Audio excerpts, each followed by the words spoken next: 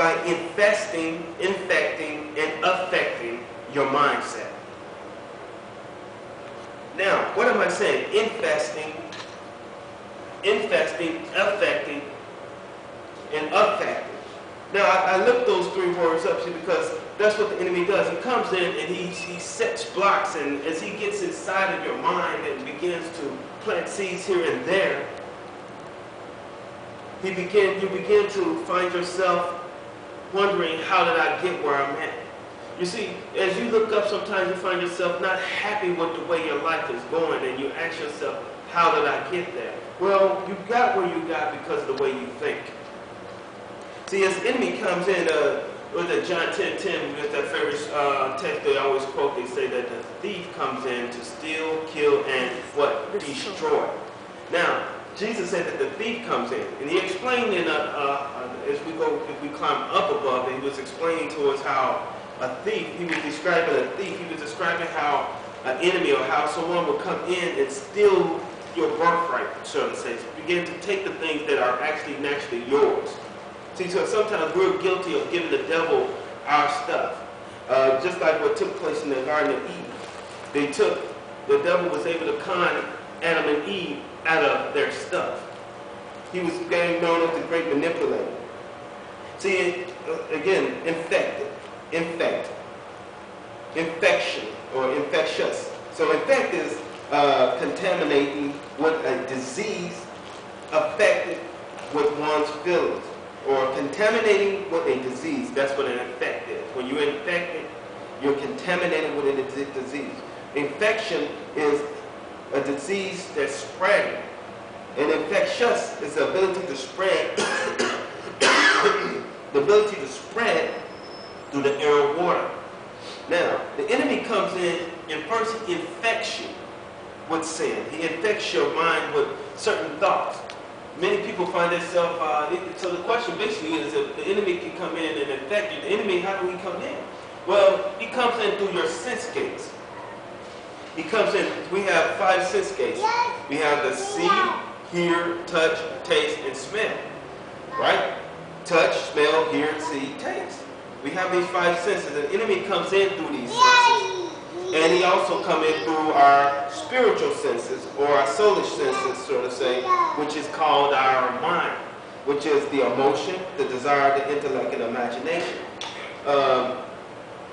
As we begin to understand that the enemy comes in, he comes to infect. And as he begins to infect, when infection takes place, an infestation takes place. And the infestation is when that disease begins to multiply. That's an infestation, when something begins to multiply. And then as it begins to infest, it begins to affect by changing the product, by changing it, and it just changes the whole, change the product by an action or cause an impression. So it changes the whole thing completely. Well, my brother and sister, I'm here to tell you today. I'm here to tell you that today is your day of transformation, your day of change, your day of renewal, your day of just taking away, giving way of the old thing. Romans 12:2 says, be not conformed. Let's go to that. Romans 12:2. In Romans 12:2 it states this, and that's also very one of those texts that's always quoted. It says, be not conformed to this world, but be ye transformed by renewing of your mind, that you may prove what is that good and acceptable and the perfect will of God. So it's saying, don't be conformed. So what it's saying, don't be like, don't mimic, but be transformed. When you transform, you're changing. When I looked up the word transform, in the Greek is metamorphosis. Okay? Now we got transform, metamorphosis, change the appearance or the character. So as we begin to change, as we begin to transform, it's like a butterfly, it's like a caterpillar and changing into a butterfly. There's a metamorphosis, there's a shift that takes place, there's a transforming that takes place. There is everything begins to change. It changes its shape, it changes its form, and it comes from being furry and ugly to being beautiful. So, you see, too long the adversary has been deceiving you and I with all kinds of tricks and tactics. And as he began to trick us and began to con us and began to manipulate us, we begin to understand that if God says, if Paul in this text says, transform, be ye transformed by the renewing of your mind. He said the only way you can be transformed, the only way you can go through a metamorphosis, if you renew your mind. That means if you renew your mind, the only way you can go through a metamorphosis, or a change, or a transformation, or a shift, the only way you can be moved and shifted, be changed, is renewing. And renewing means to restore back to the original state. Replace with fresh things. That means that, and then change means to alter, make, or become different. So then, if we look at it, God said, if the word says, be transformed by the renewing of your mind, so it says this metamorphosis, this transformation that's going to take place, this newness that's going to take place, means that I got to change my way of thinking. So that means that if I'm conformed to something, if I'm in a way of being, I must first analyze and begin to check myself. I got to check myself. I got to ask myself, what's on my mind?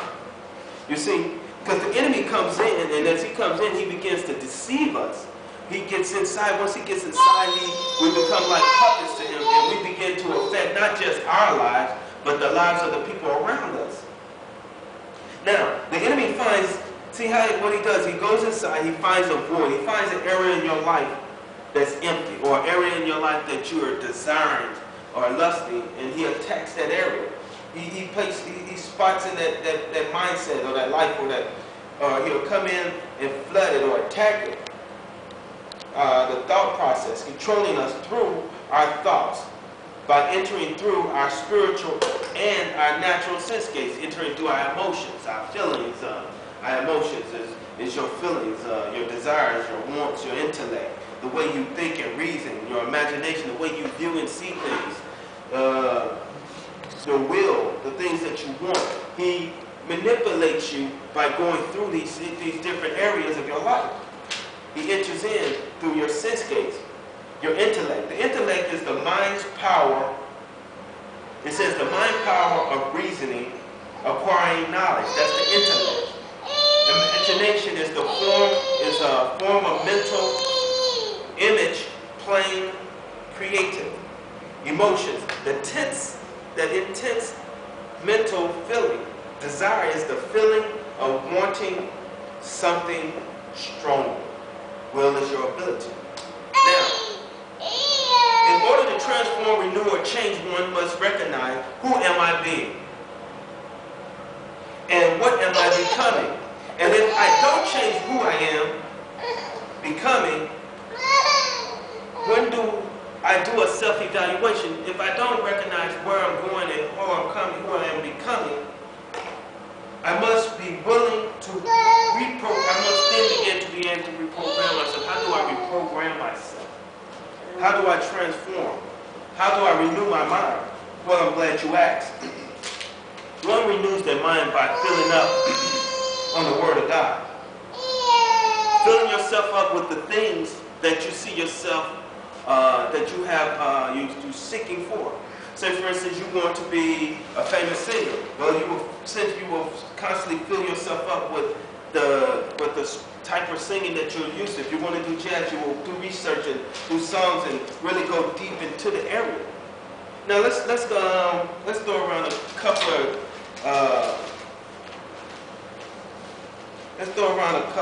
we're going to go to a couple of scriptures.